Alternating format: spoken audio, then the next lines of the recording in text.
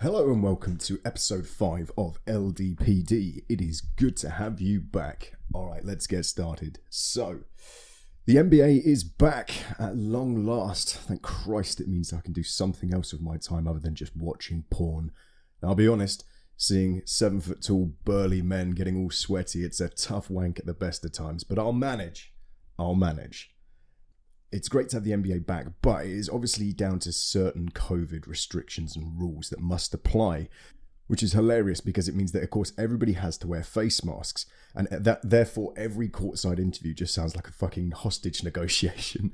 Coach Spoelstra, how are you finding with the new rookies? Well, they've been doing great, and I think we're looking forward to a good season, and I just want my family to be delivered back safe. Please, do what they ask. They mean business. Oh, Jesus. I've missed the NBA so much, but I tell you what I haven't missed is the stupid fucking commentators. Honestly, I don't know what it is, but certain American commentators like to say things as if they're a question. One of them that I was watching today, the commentator went, "And here comes Tyler Hero of Gonzaga. Down court, let's see what he can do." What the fuck are you pitching it like that for? What's with the inflections? What, you got a fucking question mark next to his name? Here comes Tyler Hero from Gonzaga. Let's see what he can do. Easy as that. Tyler Hero? Who are you fucking pitching that question to?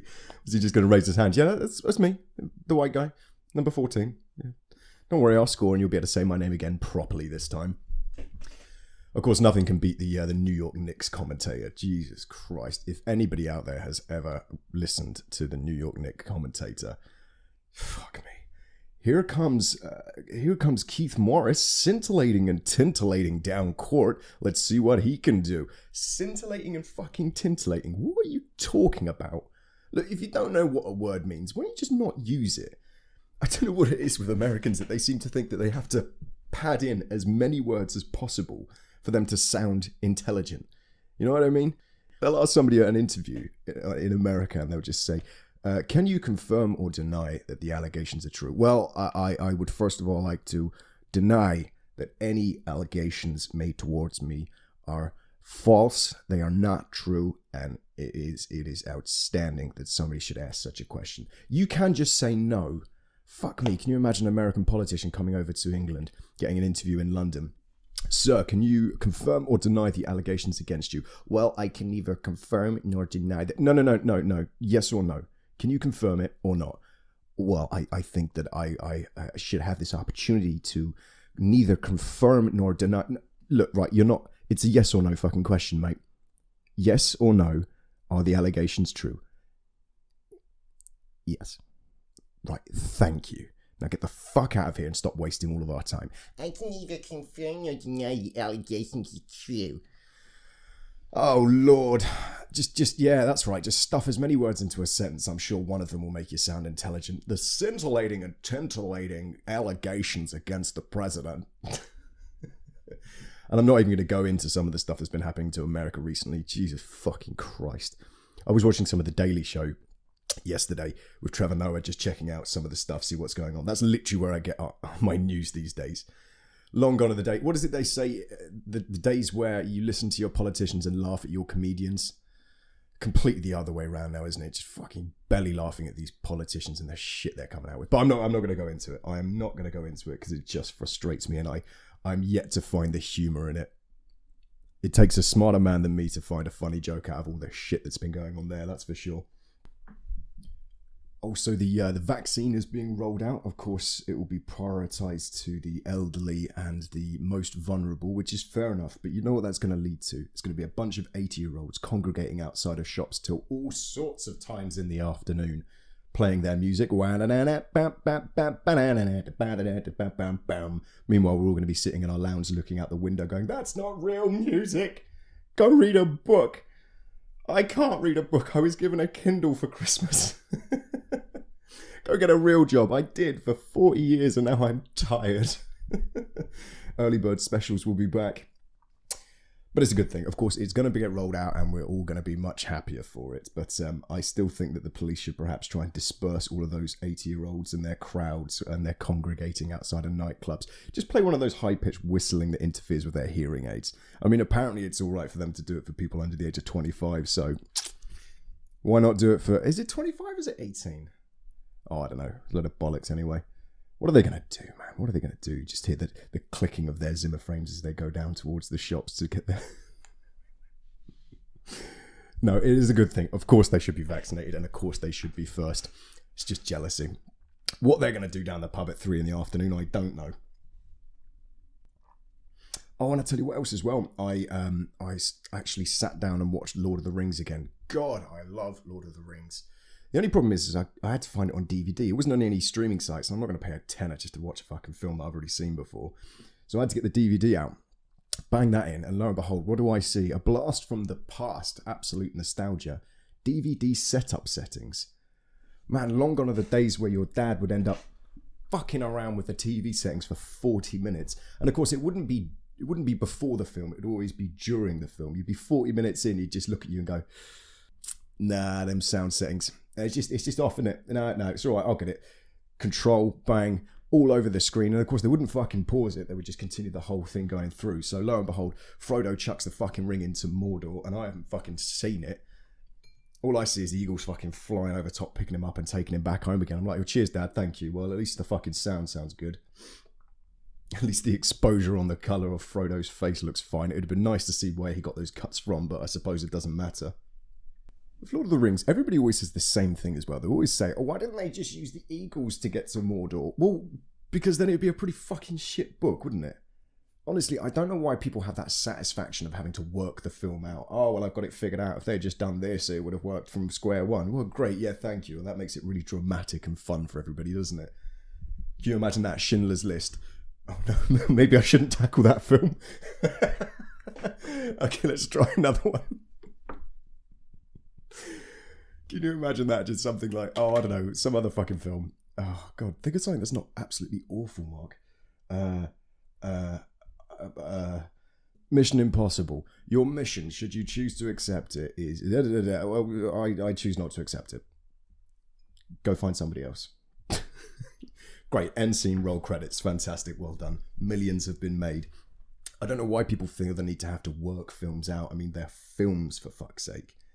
What was it I heard the other day that people were emailing in saying that something to do with The Crown and about how they were staggered that the royal family should do such a thing. Well, it's not fucking true. If it was true, it would be boring as shit. So why don't we just have a little bit of an imagination, a little bit of suspension of disbelief, and we can just enjoy it for what it fucking is. Of course, the other one that's been coming in is Burlington. Burlington! Oh, the Duke of Burlington and his fine young women. How spiffing. I say I've never watched it. It was on in the background, and I caught a little bit of it. And I appreciate that it's just,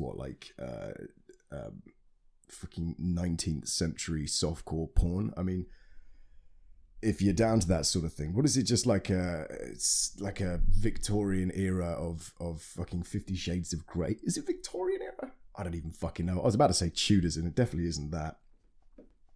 Wait, hang on a second. Burlington, that doesn't sound right. Bridgerton. It was fucking Bridgerton, of course. Well, how could I have possibly forgotten Bridgerton? It's such a fine period piece, full of historical accuracies and other such bollocks. I struggle with those programs because everybody speaks so properly and everything is enunciated correctly. I just think, oh, for fuck's sake, I want to beat them up. Me. Can you believe it? I'm already quite fucking bosh, and I'm sitting there going, Jesus Christ, guys, this is on the nose here. I mean, fuck. Oh, it would be simply delightful if we were to come round for luncheon. I have so many stories to regale. I just think, oh, you fucking dopey twats. Oh, Lord. It's just yeah. I mean, I'm sure it's good. I'm sure it's got some good stories and stuff, but I just can't deal when people speak so properly. Although what I will say that was pretty cool is that in Bridgerton there was a black queen. Now that was pretty cool. She was a pretty awesome character, and I just love the idea that there's racists sitting at home going, well, Black Queen, it's just not possible. I'm not having it. There's only one Black Queen in this household, and his name is RuPaul. Oh, God. Bridgerton. I don't think I'll watch it again. Other than that, there just doesn't seem to be anything to report these days. I mean, aside from masturbating copiously and playing the guitar constantly, honestly, my fingers have got a right old fucking punishment. Fingers, because it's not my hand that I masturbate with, it's just the tips of the fingers. And there's just nothing else going on, man. There's just nothing else going on. I mean, maybe I should tackle some of the news coming up and the coup upon the Congress. What was it they even fucking invaded? They went into Congress, they just sort of piled in, well, yeah, we're here, we've got it. Okay, what do we do now? Well, I mean, I guess we go home. I mean, it's nearly dinner. Plus, I don't want to be out in a big crowd of people. I mean, there is a fucking pandemic going on. Is this a socially distant coup? Is that what it is? I can't imagine for a second they would know anything about fucking social distancing. As I've said in previous comments before, the only socially distant stuff they're doing is their brain from their fucking rest of their body. I mean, what they were hoping to achieve. And then I found out that it was actually incited by the fucking president. I mean, I know British government isn't great either. But Jesus fucking Christ. Can you imagine if we did that, if we stormed the Houses of Parliament? It would be the most organised, the most respectful queue. It wouldn't be a coup, it would be a queue. We would be queuing up outside. Did anybody make an appointment? Actually, yeah, I made an appointment to come in. If we could just, thank you. Oh, we can sign our names on the register, of course. Yeah, I don't mind. I brought in proof of identification and my national insurance number in case you need to ask for any sort of references about who I am. All right, well, I've had a couple of rants. I've got some things off my chest, and who knows, maybe there was something funny within there. I don't know why I decided to do a podcast when there is literally fuck all going on. I mean, what else am I going to report? Well, I sat on my sofa today. I turned the TV on, and I had my 9th cup of coffee. Well, I suppose I'll go and touch myself again. I mean, it's just there's nothing to report. There's literally nothing at all.